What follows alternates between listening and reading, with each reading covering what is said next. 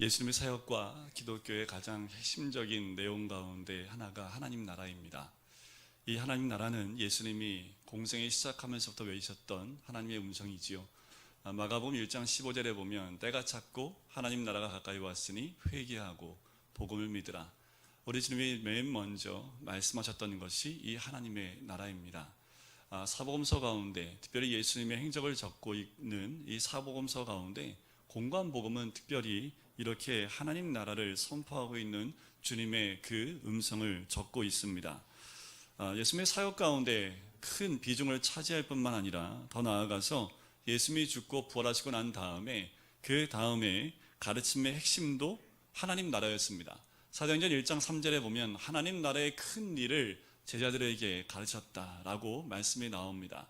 예수님이 이 땅에 계실 때에도 또한 죽고 부활하신 이후에도 변함없이 하나님의 나라에 대한 말씀을 전해주셨다는 거지요. 그럼 하나님 나라가 무엇일까? 이 하나님 나라에 대한 바른 이해가 필요하겠지요. 한 두 가지로 나눠볼 수 있습니다.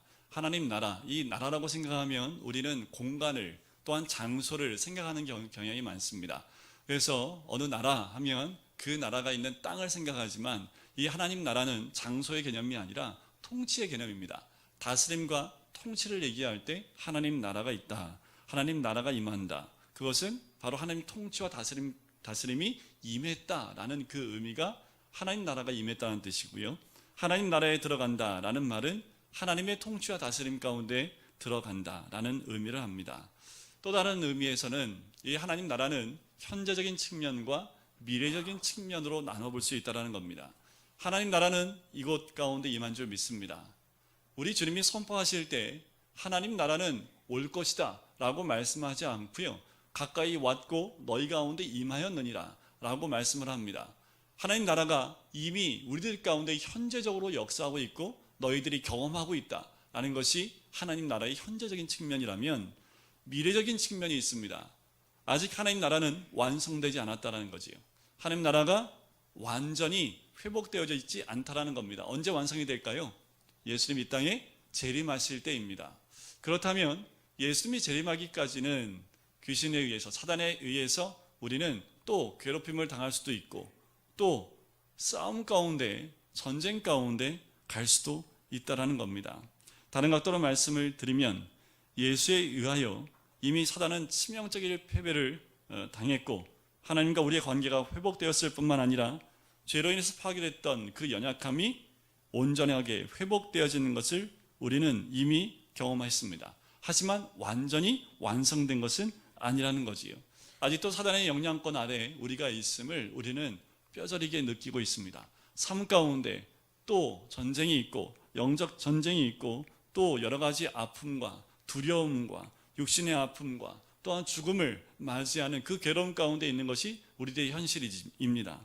하지만 주님이 다시 이 땅에 재림하실 때 그 모든 것이 완성이 된다라는 의미이지요.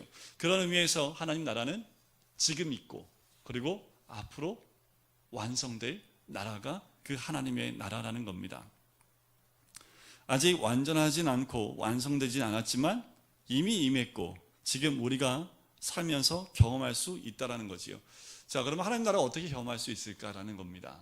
이미 우리가 경험하고 있다고 하는데 그럼 그 하나님 나라를 우리가 어떻게 경험할 수 있을까? 한 세 가지로 말씀을 드릴 수 있는데요.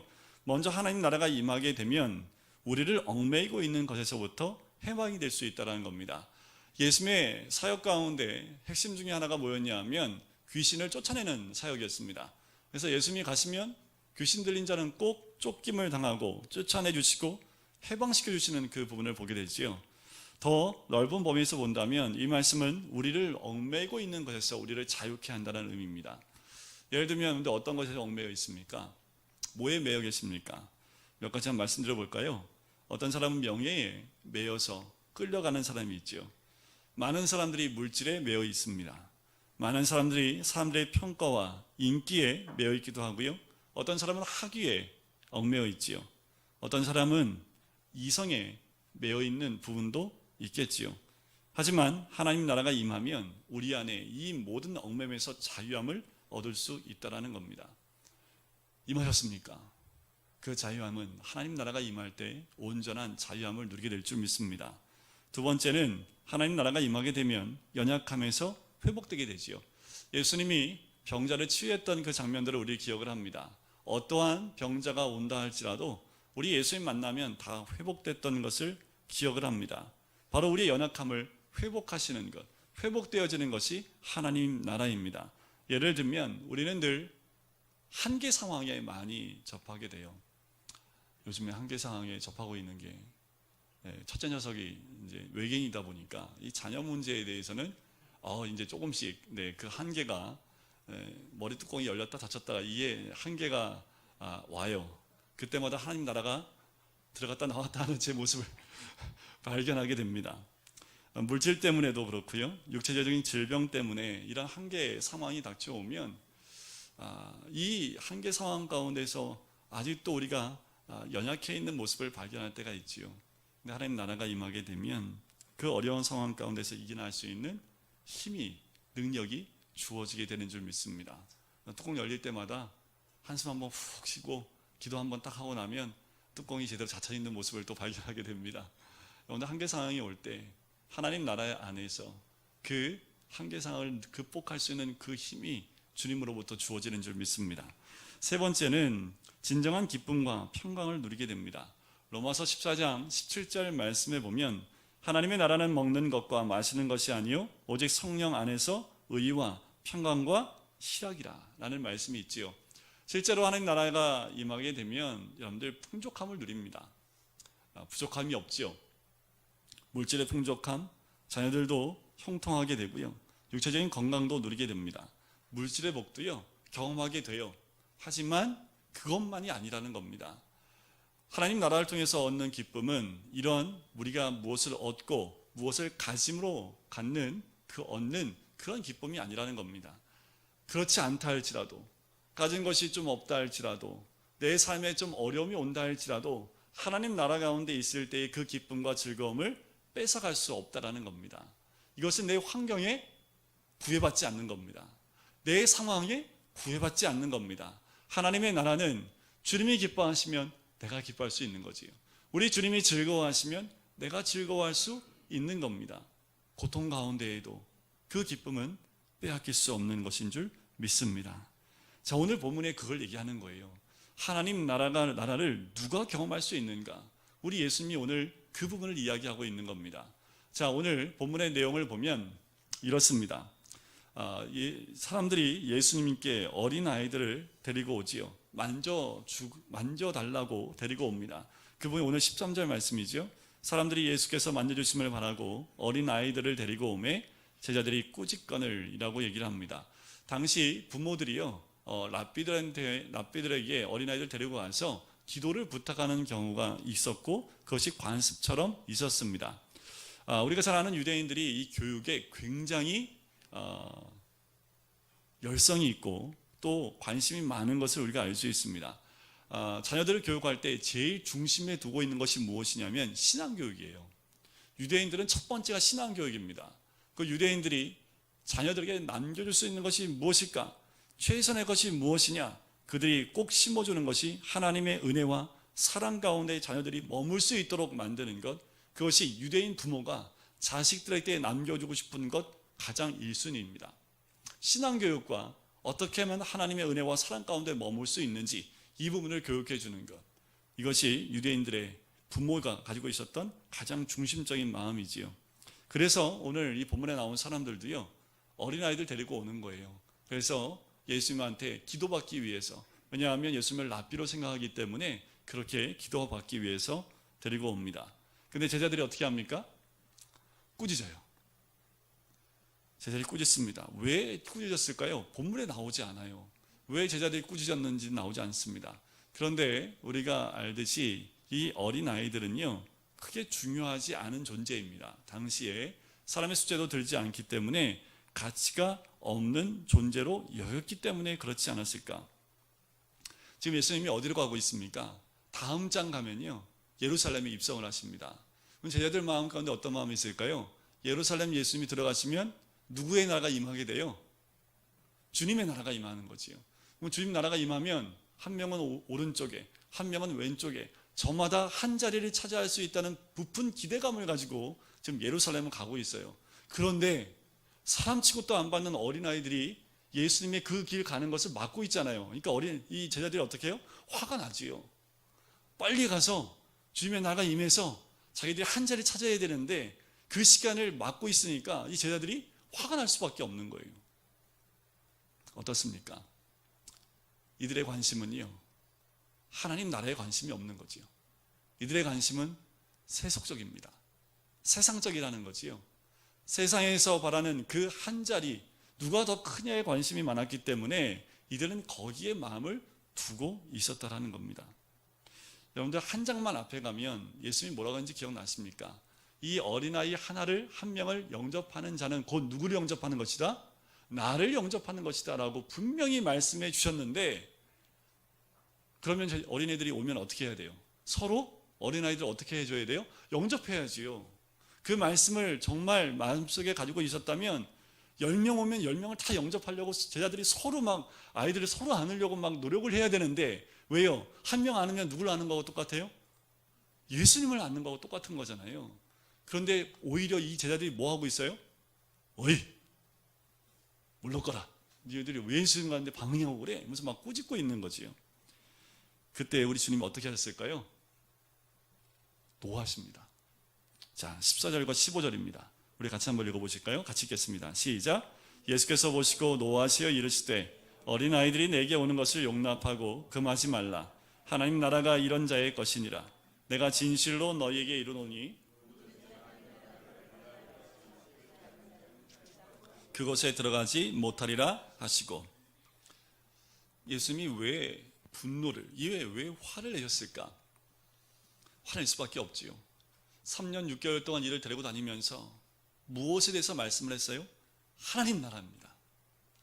하나님 나라가 무엇인지를 가르쳤고, 하나님 나라가 임하면 귀신이 떠나가고 병든 자가 나음을 잇는 그 모든 것들을 경험하게 하셨습니다. 이제 내일 다음 장, 바로 얼마 후면 예수님 십자가에 죽어야 돼요. 그런데 3년 6개월 동안 함께했던 제자들이 여전히 하나님 나라에 대한 가치관이 없습니다.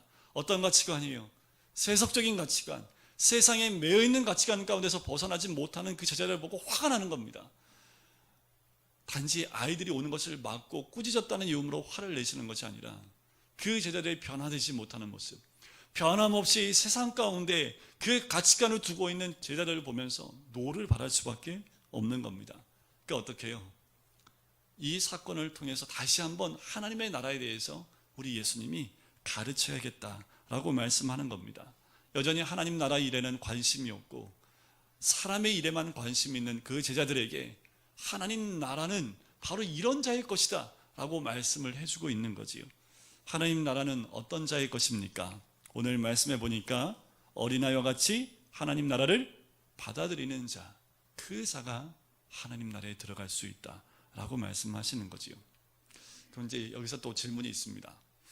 어린아이와 같아야 된다고 하는데, 여러분들 설교 많이 들으셨잖아요, 그죠? 어린아이와 같아야지 하나님 나라에 들어간다고 하는데 어린아이와 같은 게 뭡니까? 요새 어린아이들이 어린아이가 아니더라고요. 애들이 무서워요. 애들이 어떻게 이렇게 됐을까? 유치원 가는데 이미 왕따가 있더라고요. 애들이 말이 세요. 그 언어는 유치원 애들이 할 말이 아니죠. 유치원 애들은 이렇게 좀 동화책 얘기도 좀 하고 그 언어가 좀 이렇게 맑고 깨끗해야 되는데, 우리 딸아이 같은 넌 이 실에서 그래. 이 말을 들었다는 거예요. 근데 우리 애는 이 실에서 이게 무슨 말인지 모르는데 걔는 무슨 말인지 알고 한 거 아니에요. 제가 그 말을 듣는데 이게 너무 가슴이 아픈 거예요. 제가 이 시인데 유치원인데 아이들이 이미 어른의 어휘와 단어를 배우고 있더라고요. 어떻게 했을까? 부모가 가르쳤을까?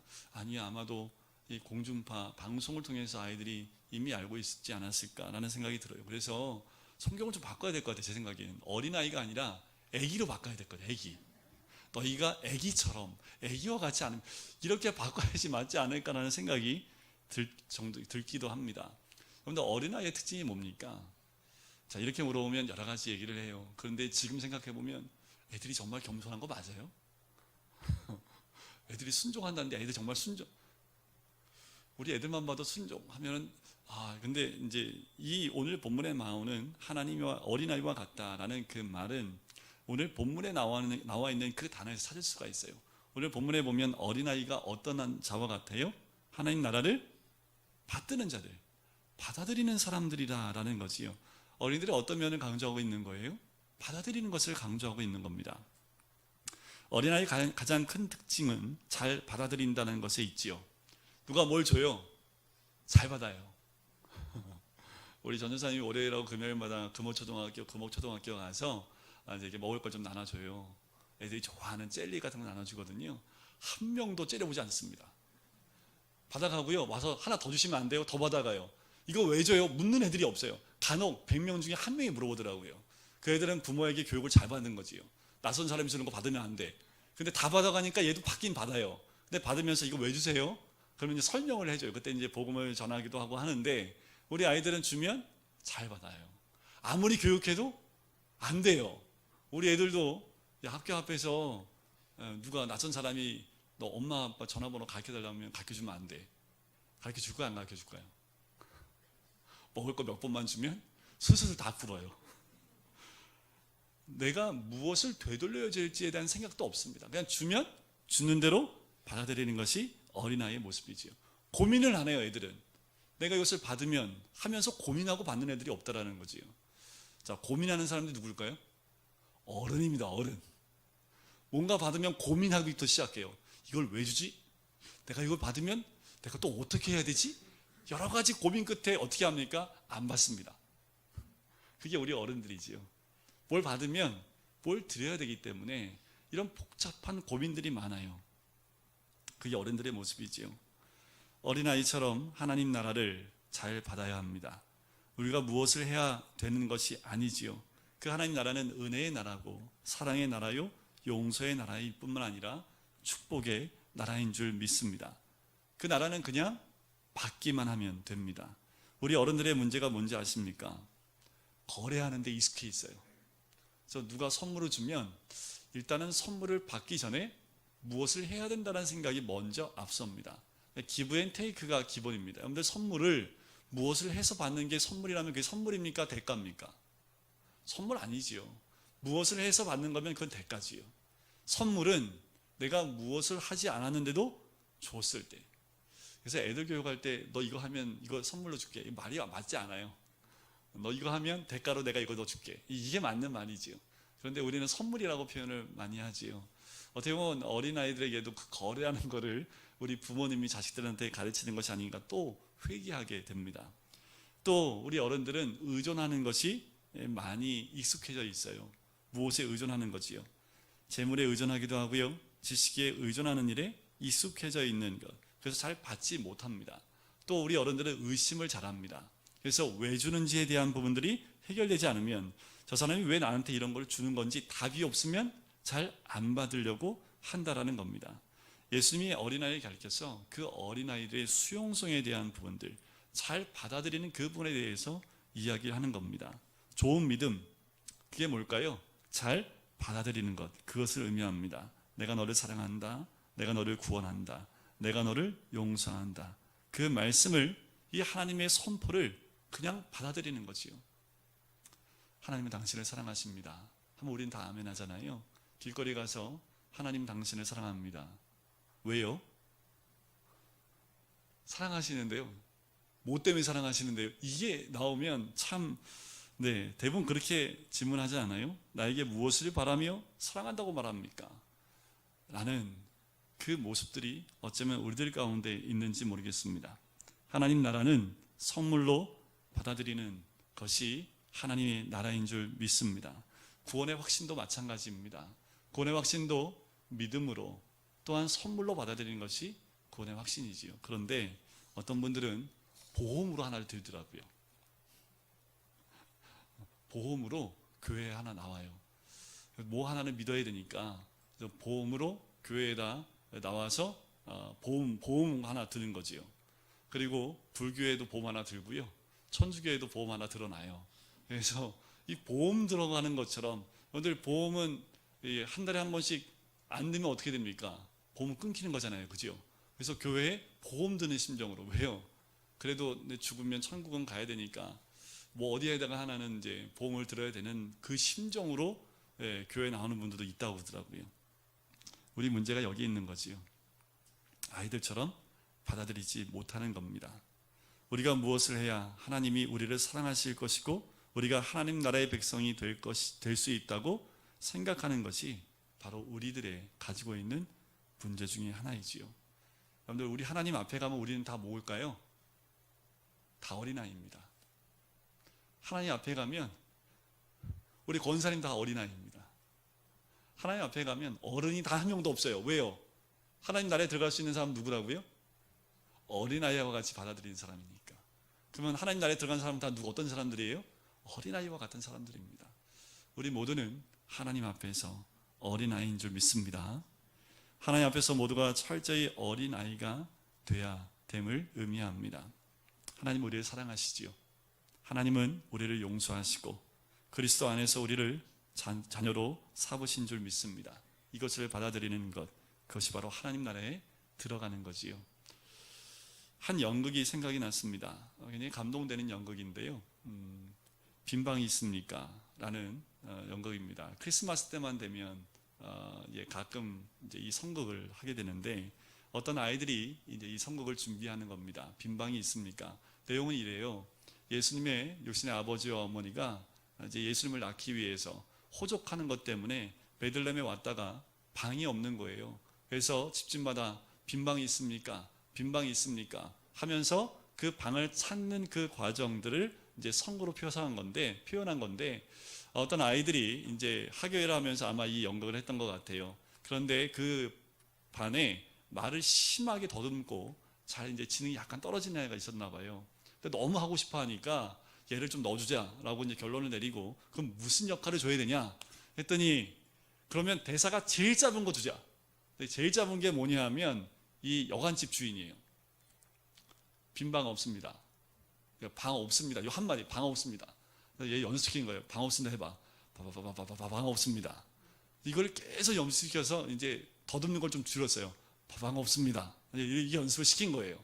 그래서 이제 선곡이 딱 올라갔습니다. 그래서 이제 예수님의 어머니와 그 아버지가 이제 빈방 찾으러 가다가 여관문을 막 두들겨요. 문을 확 열고 이제 이 말 던는 아이가 딱 나온 거예요. 그리고 그 아버지가 물어요. 빈방이 있습니까? 그랬더니 방 없습니다. 이러면 끝나면 좋은데 예수님의 아버지가 뭐라고 얘기하냐면 방 하나만 주시면 안 될까요? 너무 고통스럽고 아기를 낳아야 되는데 이곳에 공간이 하나도 없습니다. 그랬더니 이 말 더듬는 아이가 얼굴이 시뻘개지면서 막 고민하기 시작하는 거예요. 뭐라고 대답하면 돼요? 방 없습니다 하면 되는데 이게 지금 갑자기 이 예수님이 나셔야 되는데 방이 없다고 하니까 이 아이가 마음에 너무 막 힘드니까 얼굴이 펄개지면서 이렇게 얘기합니다. 그러면 내 방에 오세요. 연극이 그냥 끝나버렸어요. 그렇게. 그래서 준비한 연극이 그렇게 끝났는데 사람들마다 말을 못하고 그 자리에 그대로 앉아있게 됩니다. 이 순간 이 순진한 아이가 얼마나 그 예수님이 방이 없다라는 말에 얼마나 그 연극 그 단상 위에서 얼마나 괴로워하는 그 모습이 그대로 눈에 보였거든요. 도저히 방이 없다라는 이 아이가 말을 할 수 없는 거예요. 이 아이는 예수님을 받아들일 수밖에 없었던 거지요. 방이 있습니다 라고 말할 수밖에 없었던 겁니다. 이 아이가 바로 하나님 나라를 받아들이는 그 아이의 모습이 아닐까라는 생각이 들어요. 여러분들 빈방이 있으세요? 주님은 언제나 우리의 문을 두들기십니다. 그리고 받아들이기를 원하세요. 우리 주님 하나님 나라는요 조건이 없습니다. 어떤 것도 없어요. 그냥 받아들이시면 하나님 나라에 들어갈 수 있는 거지요. 우리 예수님을 우리가 그냥 받아들이기만 하면 그 하나님 나라에 들어가 기쁘고 즐거울 뿐만 아니라 회복의 귀한 은혜를 누리게 되고 자유함을 누리는 그 안으로 들어가게 될 줄 믿습니다. 우리의 삶 가운데 하나님 나라는 이미 임재한 줄 믿습니다. 우리의 삶 가운데 이미 우리가 살고 있는 그 가정 가운데, 이 교회 안에, 내가 일하는 일터 안에 하나님 나라가 이미 임한 줄 믿습니다. 누굴 통해서 임할까요? 여기 있는 우리 성도님들을 통해서 임하게 되는 줄 믿습니다. 내가 하나님의 통치를 받고 있다면, 내 안에 주님의 그 은혜가 있다면 내가 있는 그곳이 하나님 나라가 될 수 있을 줄 믿습니다. 우리 성도님들 곳곳에서 그 하나님 나라를 회복하실 뿐만 아니라 그 하나님의 나라를 나누시고 하나님의 나라를 확장해 나가는 하나님의, 또한 우리 예수님의 제자로 세워지는 우리 모든 성도님 되시기를 주님의 이름으로 간절히 축원드립니다. 우리 시간 같이 기도.